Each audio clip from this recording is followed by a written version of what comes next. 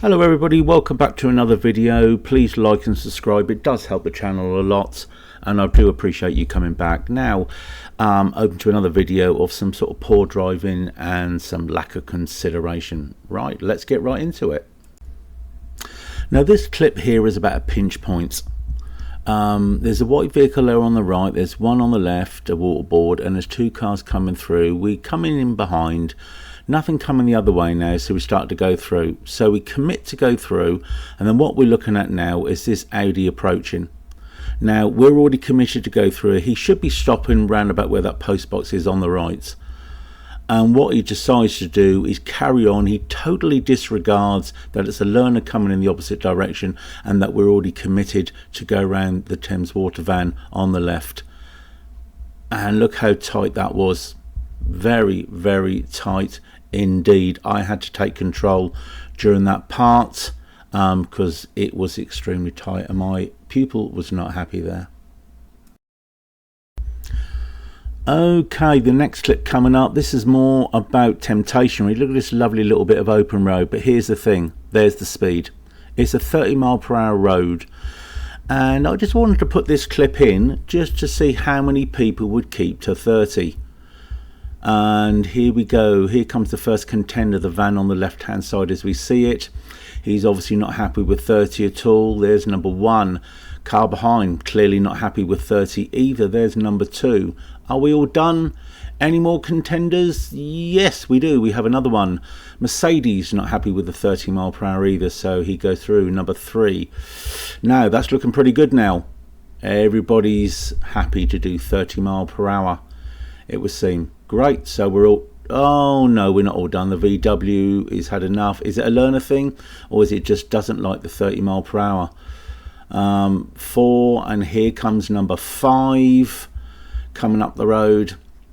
He obviously doesn't like 30 either. Now we look like behind we've got three cars going nice and steady that like to keep to 30, which is great. Oh dear, the one at the back, nope, he's not happy. He's overtaken the second car. Is he going to overtake all of them? No, probably not. I think he looks like he's going to pinch in there. But after all said and done, was it really all worth it? Now this next clip is about a motorcyclist who thinks he knows better and doesn't have to follow the rules of the road. Does as he sees fit. He'll pop out from beside that van. There he is on the wrong side of the road. And he comes past and then he goes past us. And as he passes us, where do you decide to ride? As you will see, there's a mandatory keep left there and he's not really concerned with that signal there, so he just drives on the right hand side past it. Nor is he naughty. Now as he comes up, just to compound what he's already done, he then pinches behind the bus in front. So the moment he does that, that bus driver can no longer see him. He's far too close. That bus driver has to do an emergency stop with brake hard. He's going to be part of the number plate at the back. He pinches out to have a look and then he ends up squeezing past, as you'll see in a minute, past some cars coming the other way instead of sort of holding back. I think that's what he calls filtering, is it? Overall, not good at all. Okay, simple little clip this one. What we're looking at is the car behind the Mercedes here, little red car. This happens all too often on the road and sometimes I scratch my head what to why. This vehicle here doesn't want to wait. He's actually in the correct lane, by the way, and he's moving with everybody else and no one's holding him up, but for some reason he decides to just move out. You may think, oh, he's going in a different direction, but he actually isn't. All he wants to do is push in. Don't understand it. Doesn't need to do it. There he goes, right past us, pulls in, and yeah, I scratch my head. I don't see the point of that really. He's not really gained much than passing two cars. Just sort of a totally unnecessary thing to do. Now this clip here, ladies looking to cross at an appropriate point on the road, but this skip lorry, this makes my blood boil when I see this. He can see that lady looking to cross. Does he do anything about his speed? No. How close is that? It's quite dangerous. He should be taking some sort of action, just at least altering his speed as he approaches that situation. Totally unnecessary. Now on this clip here, I've taken my pupil to a quiet road and we've decided to do a parallel park on this white van on the left. And we always like to use quiet roads so we don't interrupt other road users. And if a car does come, we just really ask just for a little bit of patience for a few seconds while we do what we do. So what happens is, as we're waiting to go here comes a BMW coming towards us. Instead of actually slowing down, giving us a little bit of space as we start this manoeuvre, they encroach on us closer and closer and closer. He can't get around at this moment, but the first opportunity he can get around, he's still moving. And now he's saying, oh, I've had enough of this. I'm just going to go over the curb all the way around. And that really is the face of impatience. And around he goes. Thank you very much to the car behind there. Look at that. Waiting nice and patiently for us to get out of the way. And then we move on. Was it hard? No, not at all, really. Okay, as this clip opens here, the lights go green. Look at the two pedestrians on the right hand side, especially this man here. He can see it's a red man. He should be waiting. But what does he do? He decides he doesn't want to wait. He's just going to go jogging across, irrespective of the green lights. His friend obviously knows exactly and throws his arms up thinking, what the hell are you doing? Running across when the lights turn green. And quite honestly, he should know better for his age. Anyway, as we pursue down this road here, I'd like to highlight this purely because it's probably got one of the best bike lanes I know. It's a fantastic lane. It starts here, look, on the left. Everybody uses it. It's probably even better than the road. It's a nice big wide lane, and as you can see on the left, people are using it, and why wouldn't you? It's nice and safe, and it's even got a separator there on the right hand side of it with highlights on too. Yeah, it's good, and it's smooth, and it's probably even better than the road. So why am I highlighting this for everybody to see? Well, it's one of my pet annoyances. I mean, I'm a cyclist myself. I love cycling, good exercise. And I use bike lanes wherever appropriate. Some are not very good, of course, and some are better than others. But this is a really, really good one. Now, as we go down the road, what I'd like you to see is two people cycling coming in the opposite direction. There's a guy on a skateboard. These two on the right-hand side here just passing us. And my point being is, there they are. Why would they not use that cycle on the right hand side? I have no idea at all. None. Yes, they're allowed to be on the road, not arguing that. They're allowed to, but why wouldn't you be safer by using that wonderful lane on the left? Absolutely fantastic it is, look.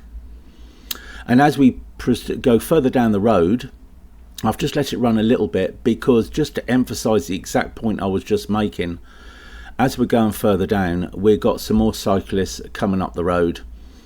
And there's one there on the path on the right hand side, fair play. But this one here, look, there's two having a nice chat in a nice safe environment on that bike lane.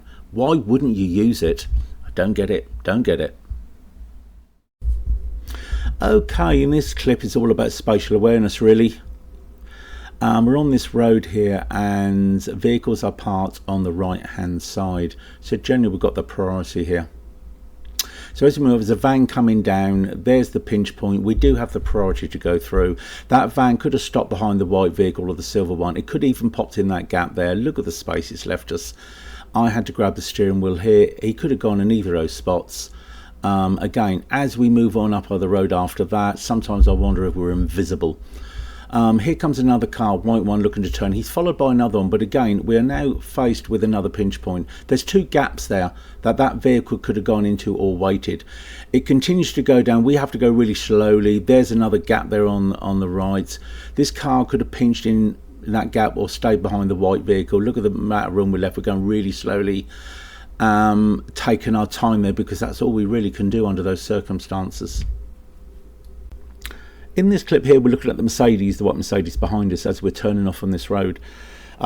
As we go up the road, we get into the appropriate lane, but look how close the Mercedes get. You can see he's a little bit impatient and he's looking for the first opportunity to pass us. So what does he do? He goes on the right hand side of our car into a right only lane, only to continue past us and then pull in the front of us. You'll see it from the front view here, just as the lights go green. We are going across the yellow box into the appropriate lane left to carry on continue up the road, and that lane on the right hand side he passes us on is a right only lane. No need to do, we're not really holding him up, but nevertheless, you know, it's one of these, oh, I don't want to be behind the learner, let's just go ahead. It's nothing drastic, but again, it's just one of these impatient drivers which we have to be very much aware of on the road. Now in this clip here we're talking about pedestrians. Watch out for them, because they're certainly not watching out for us. This guy here got his head on his phone, he doesn't look right, he doesn't look left, he literally just walks across the road oblivious to anything going on around him. Dear oh dear.